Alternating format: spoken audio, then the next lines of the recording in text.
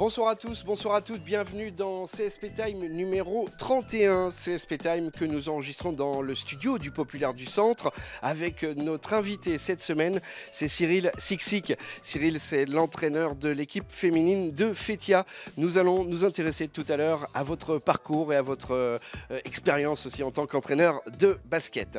Pour nous accompagner durant cette émission, les journalistes du Populaire, Jean-Christophe Bourdin, Kevin Cao, qui vont donc interroger cet entraîneur qui est avec nous cette semaine. Merci à vous. On commence tout de suite par la bio express de Cyril Siksik. Et donc Cyril, on va commencer par cette bio et puis vous poser quelques questions qu'on pose traditionnellement à notre invité. Des questions assez formelles. Date et lieu de naissance pour vous? Le 15-01-72, dans une très grande ville qui s'appelle Brou-sur-Chantraine, c'est en Seine-et-Marne. Alors, quel est votre passé en tant que basketteur, de joueur? Médiocre. J'ai joué jusqu'en national, mais très peu. Et j'ai arrêté très tôt pour entraîner. Vous êtes passé entraîneur à quel âge? Entraîneur dans une équipe professionnelle là, en tant qu'assistant. Au début sur le banc, comme ça, ouais. 14 ans. 14 ans, ouais. Donc vous étiez voué vraiment à ce métier de coach. Ouais, moi, je me souviens que quand j'étais encore joueur, j'allais voir l'Olympique d'Antibes s'entraîner et je préférais regarder les mimiques et la façon de faire de Jacques Monclar plutôt que les dunks et les exploits de David Rivers. Donc j'étais déjà plus sur le coaching que sur les joueurs. Alors, vous êtes resté entraîneur amateur combien de temps, comme ça, avant de rentrer dans le monde professionnel? Je suis rentré à 23 ans.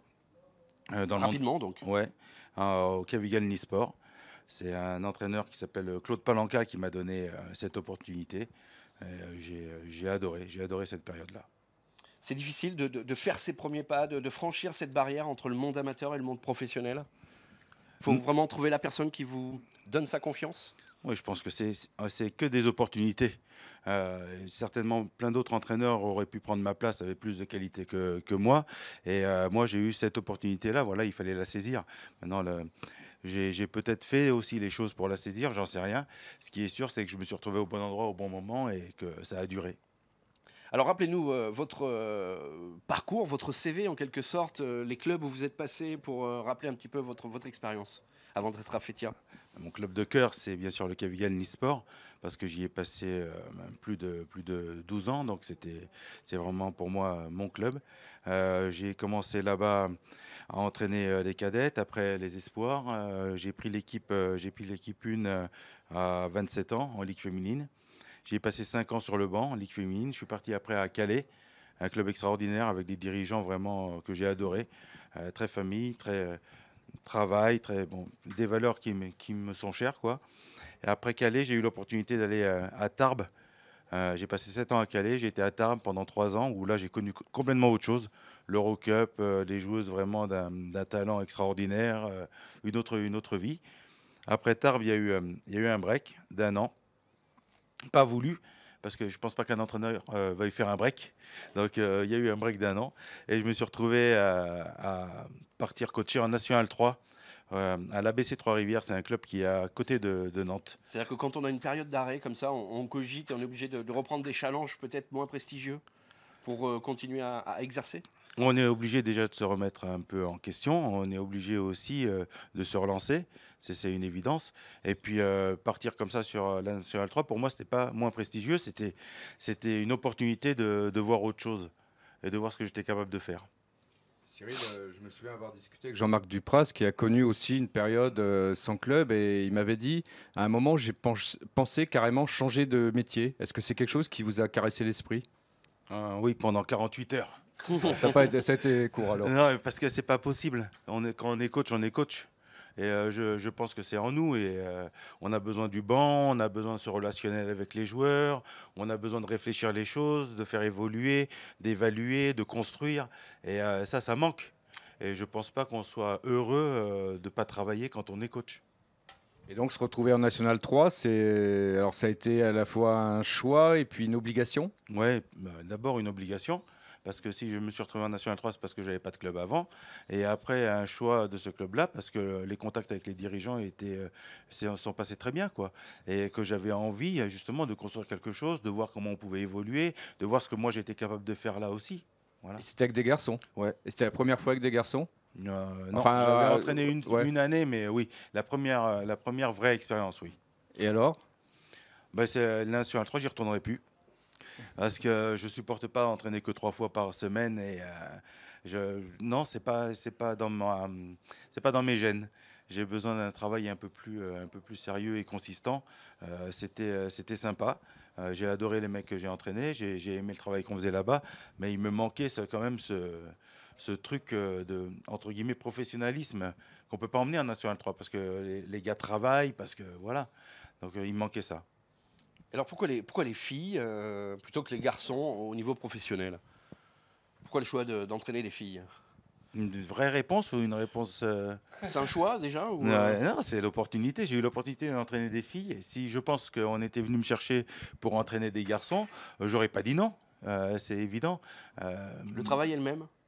Je pense que le travail est le même au niveau technique et tactique. Le travail n'est pas le même au niveau relationnel. Ouais, ça, c'est une évidence. Je pense que chez les garçons, il y a quand même des choses qu'on peut dire plus facilement que chez les filles. Après, il y a cette starisation chez les garçons, même de joueurs moyens, qui peut m'agacer, qu'on n'a pas forcément chez les filles. Il y a ce collectif qu'on retrouve plus fort chez les filles quand même que chez les garçons. Donc, en termes de basket, c'est vrai que je m'y retrouve mieux chez les filles. Maintenant, je suis persuadé qu'on peut faire jouer les garçons aussi autrement. Du coup, tout à l'heure, pour finir sur votre parcours, vous avez retrouvé Fétia, où vous avez tenté d'amener votre professionnalisme avec votre patte et une saison qui est quand même assez réussie du côté de Fétia cette saison en F1. Ouais, on a fait une belle saison. On a fait une belle saison. Après, oui, forcément, quand un coach arrive, il essaye d'emmener sa patte, il essaie de construire quelque chose. Et moi, je suis content parce que les filles ont adhéré. Parce qu'il ne faut pas se tromper, hein. On a beau avoir les meilleures idées du monde, si les gens ne veulent pas adhérer, on aura des problèmes. Donc là, les joueuses ont adhéré et on a pu mettre des choses propres en place et claires.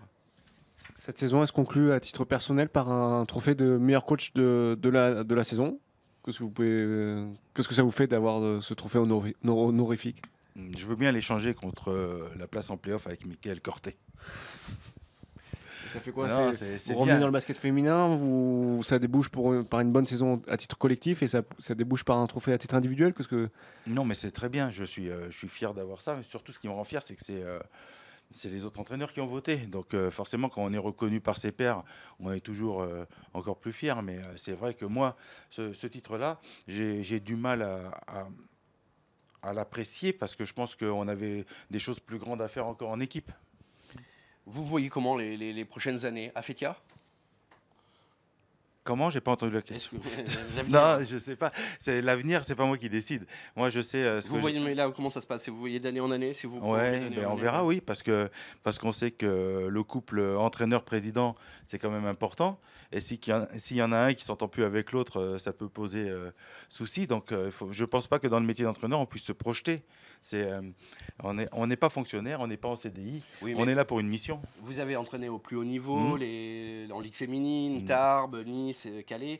Vous devez avoir l'œil qui regarde vers la Ligue féminine, quoi qu'il arrive, des postes qui se libèrent, etc. Ce qu'on comprend tout à fait quand on est en F1, d'essayer de rebondir au top niveau. Que je regarde si je peux retourner en Ligue féminine, bien évidemment. Ce serait mentir que de dire non. Maintenant, moi, j'ai eu la chance aussi de connaître presque tout en Ligue féminine, parce que j'y ai passé 17 ans. Donc, je ne vais pas dire que j'ai fait le tour, mais c'est vrai que j'ai connu l'Eurocup, c'est vrai que j'ai connu des équipes plus difficiles à gérer, des équipes plus faciles, des succès, des échecs. J'ai connu beaucoup de joueuses. Maintenant, y retourner, oui, bien sûr que ça me ferait plaisir, mais pas n'importe comment et pas avec n'importe qui non plus. Et à choisir entre un poste d'assistant chez les pros garçons en JP Elite et un poste de coach principal chez les filles en première division? Mais je pense que j'ai pas du tout le caractère pour être assistant. Cyril, un dernier mot peut-être. Vous êtes à Fétia, mais bon, en fait, c'est Limoges. Hein. Sur le basket à Limoges, l'influence du CSP, comment vous le voyez de l'extérieur, comment vous le découvrez aussi. C'est quand même un univers assez particulier, on dit toujours. Moi, l'univers du CSP, des fois, j'ai l'impression que c'est Dallas, quoi. On en entend parler toutes les semaines, mais moi, j'aime, parce que ça prouve que la ville aime son équipe, ça prouve qu'ici, il y a vraiment le cœur pour le basket, et qu'à chaque fois qu'on aime quelque chose, on se l'arrache. Donc c'est bien, j'adore. Et puis quand on voit Beaublanc avec le public, quand on voit tous ces drapeaux là en haut, quand on lève la tête, on peut pas être autrement qu'impressionné. Vous allez à tous les matchs dès que vous pouvez du CSP, bien sûr. J'aimerais, mais je peux pas à tous les matchs. Mais c'est vrai que là, cette année, j'en ai fait quelques-uns et j'ai pris énormément de plaisir. Merci à vous, en tous les cas. Cyril Merci. Sixic, donc entraîneur de l'équipe féminine de Fétia, notre invité cette semaine dans CSP Time. C'est donc terminé pour ce deuxième quart-temps. Merci messieurs d'avoir été avec nous durant cette émission. Et vous n'hésitez pas à partager, à commenter sur Facebook, la page de Populaire Sport et sur notre site internet lepopulaire.fr. On vous donne rendez-vous pour le troisième quart-temps.